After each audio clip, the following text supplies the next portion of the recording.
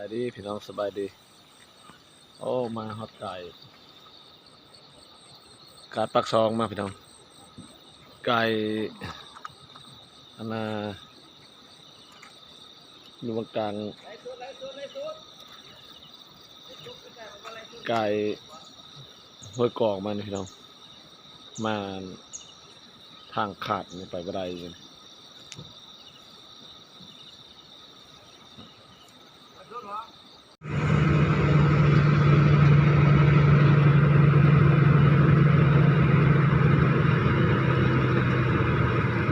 ปูพาพี่น้องเลยปูมาถึงบนเรือ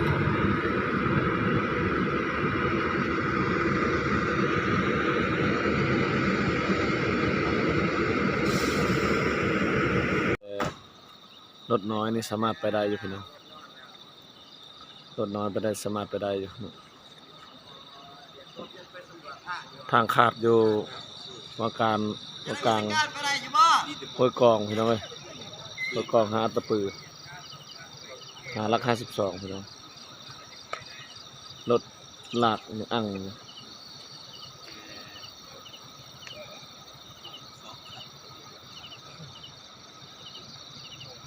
ธรรมศาสตร์ยามเช้าอันนี้รถตั้งคอยจุกลรถใหญ่หันรถล่างหันเอาลงมาเบิ่งแล้วรถอั่ง2 คันโอ้รถอั่งนี่พี่น้องค่าตันทางนี่ก็หน้าเขื่อนไฟฟ้าครับพี่น้องเขื่อนน้อยเขื่อนน้ำล้นสุด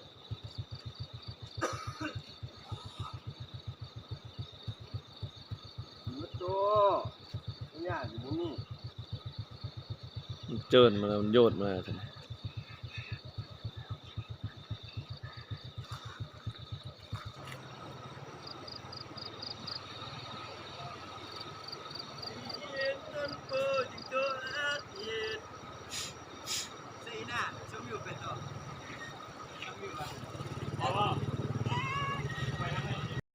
น้องพี่น้อง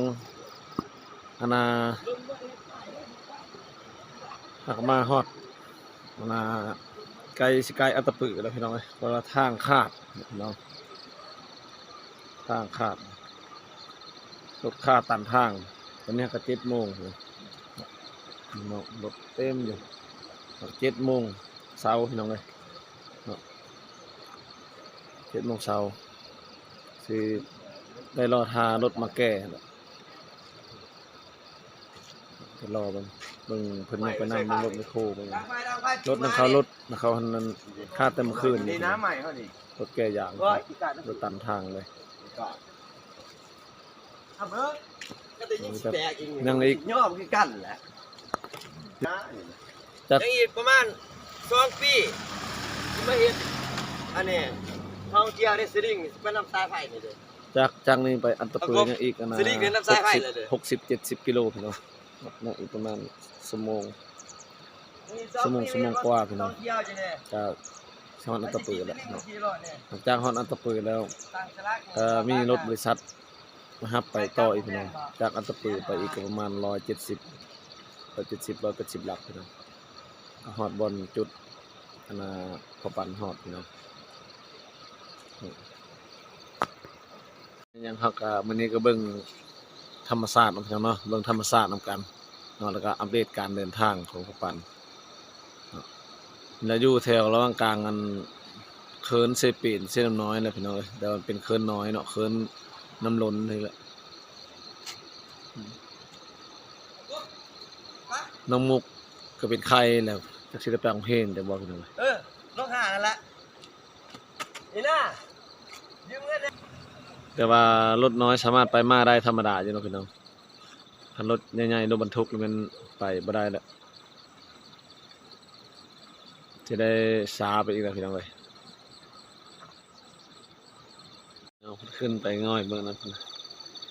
มันเป็นหินแบบไม่หยังน้ำเซาะมันคือธาตุขึ้นยังไปทันเลยบ่เนาะพี่น้อง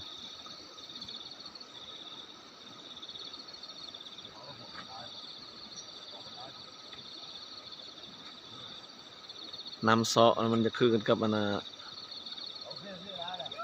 คือกับธาตุคือกับเนี่ยพี่น้องเอ้ย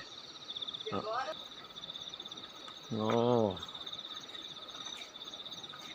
เป็นหน้าผาเลยพี่น้องเอ้ยเข็มทางกันเลยวันนี้น้ำเซาะพื้นมันเจินพี่น้องมันอยู่แถวนาเขตอันนะเนี่ยเครื่องไฟฟ้าเส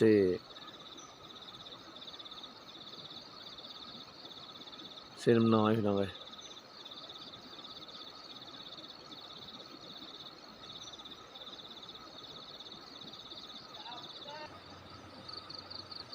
เครื่องไฟฟ้าเส้นน้ำน้อยพี่น้องเพื่อจะนำใส่ยางเมื่อเป็นเอาบอกกว่าตาเส้ผ้ากับผ้านี่แหละ พี่น้องเพิ่นไปนำรถจกพี่น้องรถจกอยู่ไกลขี่รถจักรไปนำเขาหารถจกเขามาสุกไปแปลงทางไปเนาะพี่น้องสองคนไปอีกจะน้อยคือสิได้นั่นแหละรถจกเข้ามาหอดคือสิได้ไปแล้ว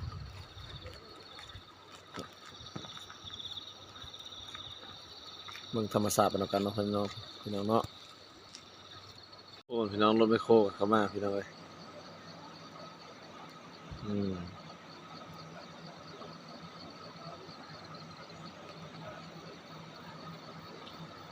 แล้วนั่นก็คือสิได้ไปอยู่ดอกพี่น้องรถไม่โคเข้ามาสวยเนาะบูมก็บ่อ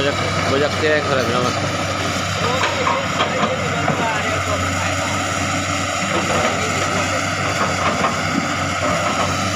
รถล่อเล่นเนื้อกระดาษ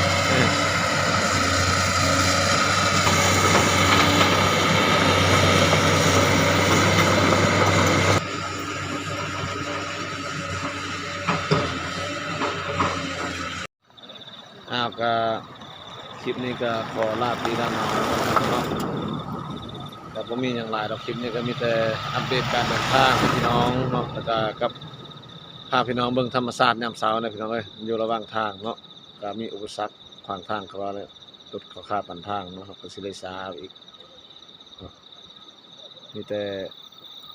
ขอขอบใจเลยพี่น้องเด้อทุกกำลังใจทุกเม้นเนาะทุกการติดตามถ้าผิดพลาดประการใดก็ขอโทษขออภัยละพี่น้องเอ้ยเนาะคอมเมนต์เข้ามาบอกกันได้เนาะบาย